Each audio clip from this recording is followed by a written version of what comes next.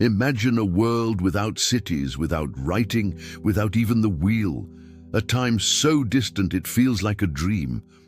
Now, what if I told you that 12,000 years ago, in this prehistoric world, a group of hunter-gatherers built something so complex, so monumental, that it shatters everything we thought we knew about our own history?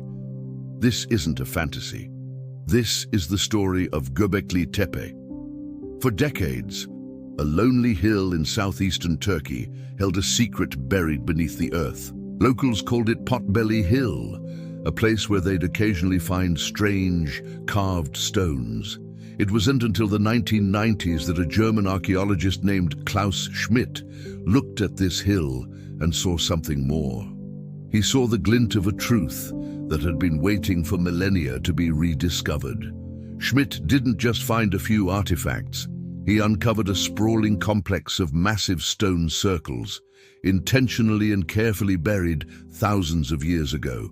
It was a discovery that would send shockwaves through the world of archaeology, forcing us to rewrite the very first chapter of human civilization. What Klaus Schmidt and his team unearthed was breathtaking. Imagine walking into a quarry and seeing giant T-shaped pillars, some standing over 18 feet tall and weighing up to 20 tons. These weren't crude rocks. They were limestone monoliths, intricately carved with stylized depictions of animals and abstract symbols. Picture this: foxes, snakes, boars, and strange birds leap from the stone, their forms captured with an artistic skill that feels impossibly modern.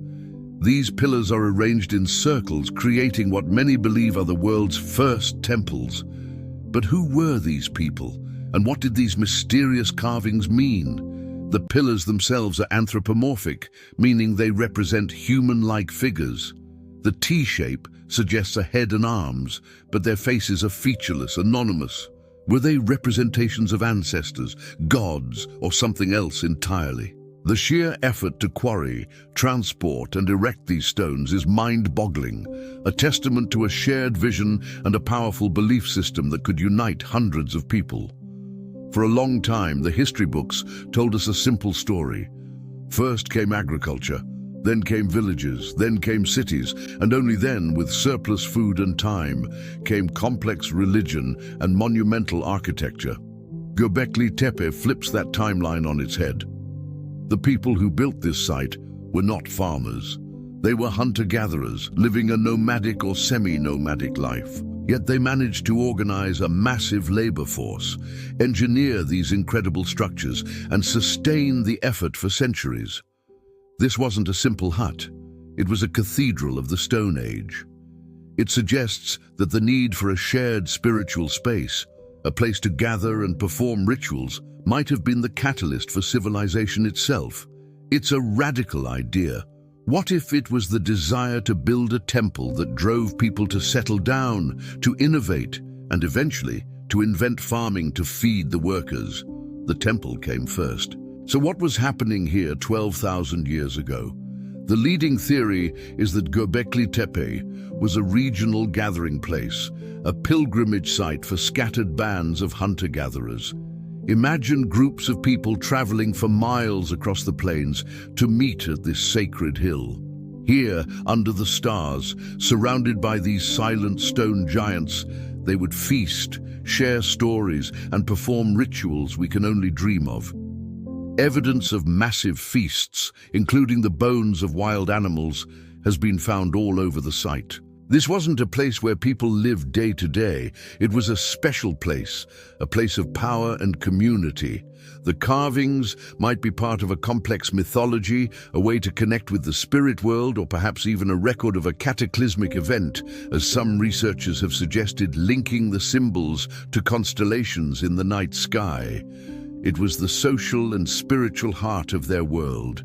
The animals carved onto the pillars are not random decorations. They are a window into the minds and the world of these ancient people. We see dangerous creatures, scorpions, lions, and snakes, all carved with a sense of dynamic energy. These weren't the animals they typically ate, but rather creatures of power, fear, and respect. They might have been shamanistic symbols representing spirit guides or guardians. One pillar famously depicts a vulture, a creature often associated with death and the sky in many ancient cultures. Some interpret these scenes as narratives, perhaps telling stories of hunts, cosmic events, or the cycle of life and death. The environment at the time was also vastly different. The land around Gobekli Tepe was not the arid landscape we see today, but a lush, fertile paradise, teeming with wild game and edible plants. These carvings are a snapshot of that lost world, a Stone Age zoo that tells us what these people saw, feared, and revered. The implications of Gobekli Tepe are profound. It forces us to ask, did the agricultural revolution happen not out of necessity, but out of a social and spiritual need? Perhaps the challenge of feeding the hundreds of workers required to build and maintain this site spurred the innovation of domesticating wild grasses, like wheat. The effort of building Gobekli Tepe would have required unprecedented cooperation and social organization. It may have been the birthplace of social hierarchy, with religious leaders or elders directing the work.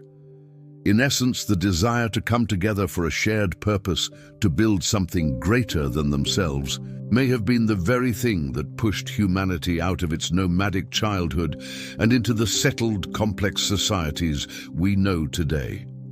We didn't just stumble into farming, we may have been driven to it by our own faith and ambition. Let's travel back in time to the end of the last ice age. The world was warming up, glaciers were retreating, and the environment was changing rapidly. This period of climate transition created the perfect conditions for the hunter-gatherers of the Fertile Crescent. The region around Gobekli Tepe became a land of plenty, a kind of prehistoric Eden. This abundance of resources, wild grains, herds of gazelle, is what made the construction of such a monumental site possible. It gave people the time and the calories to devote to something other than pure survival. It allowed them to think, to dream, and to build.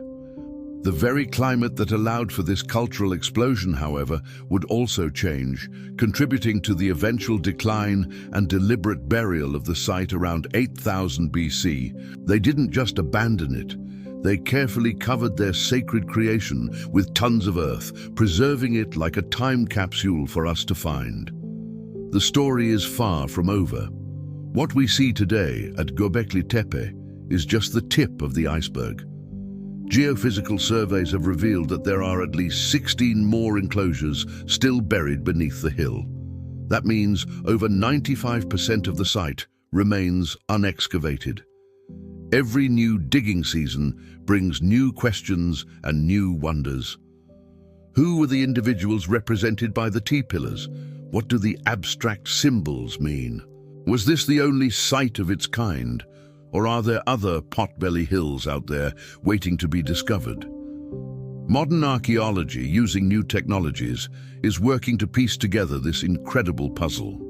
The team on site is meticulously documenting every find, hoping to understand the daily lives, beliefs, and ultimate fate of the people who created this masterpiece. The secrets of Gobekli Tepe are still being whispered from the earth, and we have only just begun to listen. It is a living, breathing excavation that continues to challenge and inspire us.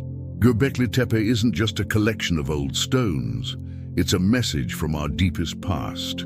It tells us that our ancestors were not the simple, primitive people we once imagined. They were innovators, artists, and engineers with rich spiritual lives. They had a profound connection to the cosmos and a desire to leave their mark on the world. This site is a testament to the enduring human spirit, our timeless need for community, meaning, and our drive to reach for the heavens. It reminds us that there is still so much we don't know about our own story. Thank you so much for joining me on this journey back in time. If you were as amazed by this discovery as I am, please hit that like button and subscribe for more deep dives into the greatest mysteries of our world. Let me know in the comments what you think Gobekli Tepe was really for. Until next time, stay curious.